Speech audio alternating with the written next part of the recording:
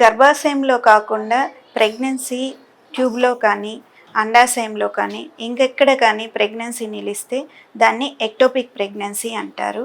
అది emergency situation. ట్యూబ్లో పెరగటం వల్ల ఒక్కొక్కసారి ట్యూబ్ పగిలి దాని ద్వారా బ్లీడింగ్ ఏర్పడి తల్లి ప్రాణానికే ప్రమాదంగా మారచ్చు. గర్భసంచిలో అండాశయము అంటే పిండం పెరగడానికి సరైన పరిస్థితులు అనేది ఉంటుంది.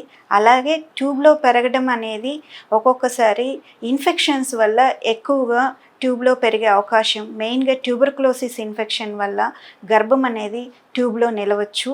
దానివల్ల ట్యూబ్ని పగిలే అవకాశం, దాని నుంచి బ్లీడింగ్ ఏర్పడి తల్లి ప్రాణానికి ప్రమాదం అనేది జరగచ్చు.